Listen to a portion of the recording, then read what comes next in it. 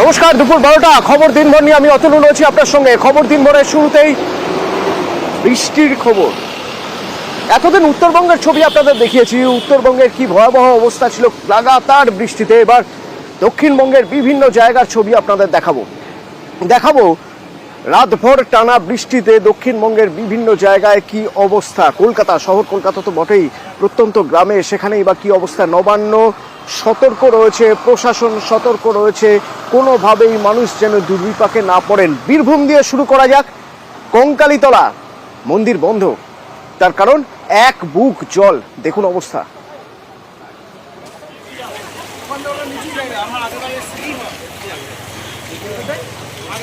শিব ধরে আনা হয় উঁচু জায়গায়, এইখানে পুজো পার্বণগুলো হয়।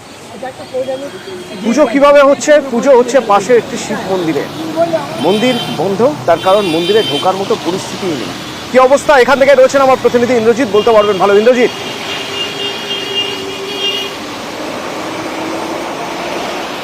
দেখো, একদমই যেটা বলে রাখবো, আমাদের নিউজ 18 বাংলা যারা দর্শক তারা কিন্তু সকলেই বুঝতে পারছে বা আমাকে দেখে বুঝতে পারছে বিশেষ করে যে কিভাবে কঙ্কালীতলা মন্দিরে জল ঢুকে গেছে। অর্থাৎ কালকে ঠিক এইরকম সময় থেকেই কিন্তু জল ঢুকতে শুরু করেছিল এবং যে জল আস্তে আস্তে কতটা বৃদ্ধি পেয়েছে। একটা সময় ওই জল এতটাই বৃদ্ধি পেয়েছিল যে সম্পূর্ণভাবে মন্দির কিন্তু বন্ধ করে দিতে বাধ্য হয় মন্দির কর্তৃপক্ষ। এখনো পর্যন্ত কিন্তু মন্দির বন্ধ রয়েছে, কারণ যেভাবে জল বাড়ছে তাতে কিন্তু যে সমস্ত ভক্তরা তারা কিন্তু জল পেরিয়ে আসা কোনোভাবেই সম্ভব নয়। আর যদি আসতে চায় সেক্ষেত্রে কিন্তু অপ্রীতিকর ঘটনা ঘটতে পারে। সেই জন্য প্রশাসনের পক্ষ থেকে মন্দির সম্পূর্ণভাবে বন্ধ রাখা হয়েছে, পুজো অর্চনাও বন্ধ রাখা হয়েছে। পাশে একটি শিব মন্দির রয়েছে, সেই শিব মন্দিরে কিন্তু পুজো করা হচ্ছে।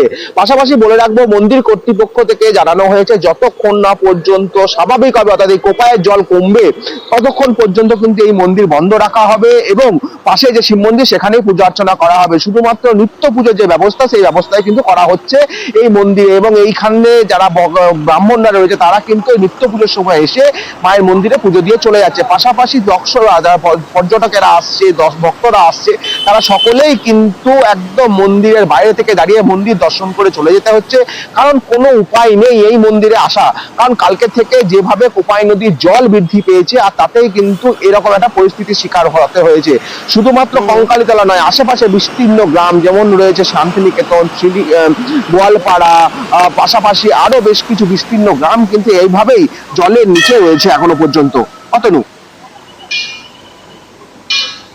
ধন্যবাদ। ধন্যবাদ।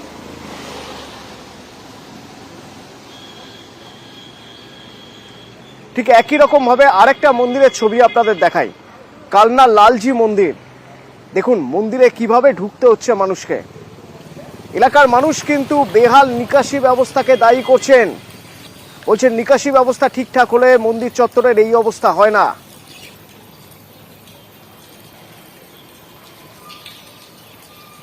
আশপাশে জল জমে আছে, জল বাইরে করার জন্য কোনো ব্যবস্থা নেই। এটা কি মানে জল কি মনে হয় যে মন্দিরের ক্ষতি করতে পারে?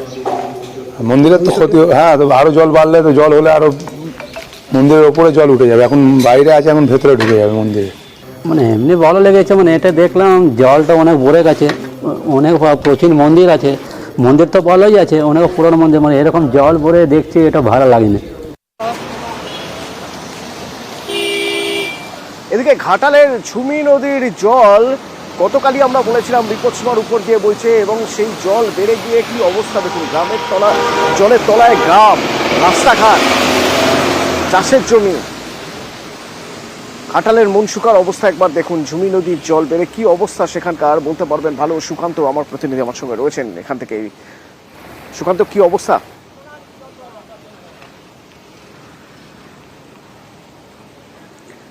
দেখো তনুদা, ঝুমি নদীতে বারে বারে জল বাড়ছে, মানে এক কথায় এলাকার মানুষ যেটা বলছেন যে লাফিয়ে লাফিয়ে জল বাড়ছে আর সেই জল বেড়ে একের পর এক নতুন এলাকা প্লাবিত হচ্ছে। এখন মনসুকার যে গ্রামীণ সড়ক, সেই গ্রামীণ সড়ক বিচ্ছিন্ন। কিছুক্ষণ আগেও সেই রাস্তা দিয়ে মানুষ এক হাঁটু এক কোমর জল পেরিয়ে পারাপার হচ্ছিলেন, কিন্তু তাও এখন বন্ধ হয়েছে, অর্থাৎ যোগাযোগ বিচ্ছিন্ন হয়েছে এবং আরও জল বাড়ছে। এলাকার মানুষ বলছেন যে একটা বন্যা পরিস্থিতি তৈরি হচ্ছে এবং আরও জল বাড়তে পারে বলে আশঙ্কা করছেন। শুধু মনসুকা নয়, ঘাটাল মহকুমার যে নদীগুলি রয়েছে অর্থাৎ শিলাবতী নদী, পেকিয়া নদী, সব নদীতেই জল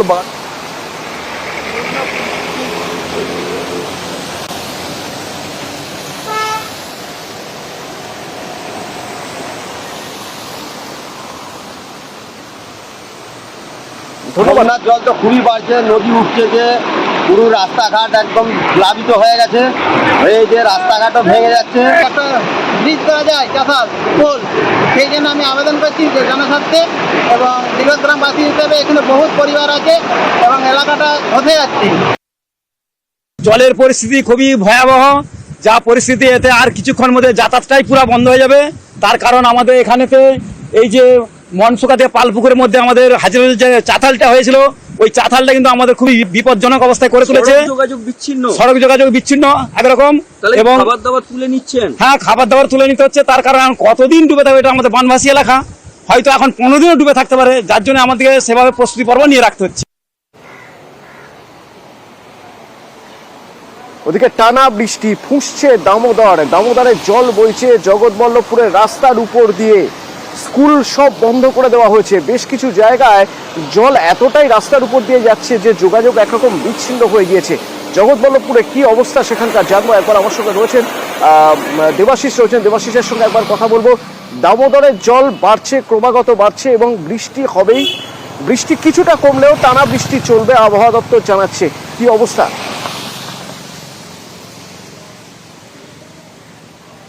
অবশ্যই যে এই জগৎবল্লভপুরের ওপর দিয়ে বয়ে যাওয়া হুগলি নদী, যে দামোদর নদ, সেই দামোদর নদের যে শাখা নদী কানা দামোদর ইতিমধ্যেই ফুসছে।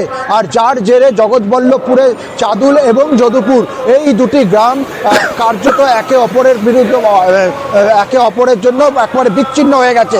এই যে চাদুল গ্রাম, এই চাদুল গ্রাম কিন্তু যথেষ্ট গুরুত্বপূর্ণ একটা গ্রাম, যেখান দিয়ে মানুষজনকে স্টেশনে যাওয়া থেকে শুরু করে হাসপাতাল, জগৎবল্লভপুর হাসপাতাল পৌঁছতে হয়, সেই রাস্তা কার্যত বন্ধ হয়ে গেছে। এলাকার দুটি স্কুল, তাও কিন্তু পরীক্ষা থাকা সত্ত্বেও স্কুল দুটিকে কার্যত বন্ধ করে দিতে হয়েছে। আর মানুষের মধ্যে কিন্তু সেই বন্যার ভ্রুকুটি, যা আতঙ্কিত হচ্ছে এলাকার মানুষজন। আমরা দেখছি যে খালের যে নদীর যে কানা দামোদর নদীর ওপর যে ব্রিজ রয়েছে, সেই ব্রিজের ওপর দিয়ে যা রাস্তা, সেই রাস্তার ওপর দিয়ে এখন জল বইছে। সেই রাস্তার জল কার্যত এক কোমর, কোথাও কোথাও আবার এক মানুষ সমান। ফলে এই ঘটনা, টানা বৃষ্টির জেরে এতটা জল বেড়ে যাওয়া, যা কিন্তু যথেষ্ট আতঙ্কিত এলাকার মানুষজন। এখন যদি কোনো বড় বিপদ ঘটে, সেক্ষেত্রে এই মানুষজনদের অন্যত্র শহরের সঙ্গে যোগাযোগ করা একেবারেইভাবে সম্ভব নয়। অন্যদিকে যেসব মানুষরা এই রেল স্টেশনের ওপর নির্ভর করে কাজকর্মে যান বিভিন্ন জায়গায়, তাদের পক্ষেও কিন্তু একেবারেই সম্ভব নয় সেই স্টেশনে গিয়ে আবার ট্রেন ধরে অন্যত্র কাজে যাওয়া। ফলে একদিকে রুটি রুজি, অন্যদিকে জীবনযাত্রা, গোটা জীবনযাত্রা কার্যত ব্যাহত আজ গতকাল রাত থেকে। তবে এই পরিস্থিতি কতটা স্বাভাবিক কবে হবে তা নিয়ে কিন্তু দুশ্চিন্তা রয়েছে। ইতিমধ্যে জগৎবল্লভপুর কতদিন থাকবে তা এখনই বলা যাচ্ছে না পরিস্থিতি কোন দিকে যাবে। অনেক লোক এই হাওড়া যাওয়ার জন্য ট্রেন ধরে, কিন্তু এইটাই আমাদের মেন রাস্তা, না হলে আমরা কিন্তু ট্রেন ধরে কাজে যেতে পারছি না। পুরো যোগাযোগ ব্যবস্থা পুরো বিচ্ছিন্ন হয়ে গেছে। আমাদের ভীষণ অসুবিধা হচ্ছে, স্কুলে যাওয়া যেতে পারছি না ছেলেমেয়েরা, এবং আমরা কাজে যেতে পারছি না, পুরো বন্ধ। এই পরিস্থিতি আরো হয়তো খারাপ হতে পারে, সেরকম একটা জায়গা তৈরি হচ্ছে। তার কারণ প্রবল বৃষ্টিতে বাধ্য হয়ে দামোদর জল ছাড়ছে, ডিভিসি জল ছাড়ছে, দামোদর ভ্যালি কর্পোরেশন। আর জল ছাড়লে বিপদ আরো বাড়বে। সে খবর থাকবে বিরতির পর, সঙ্গে থাকুন।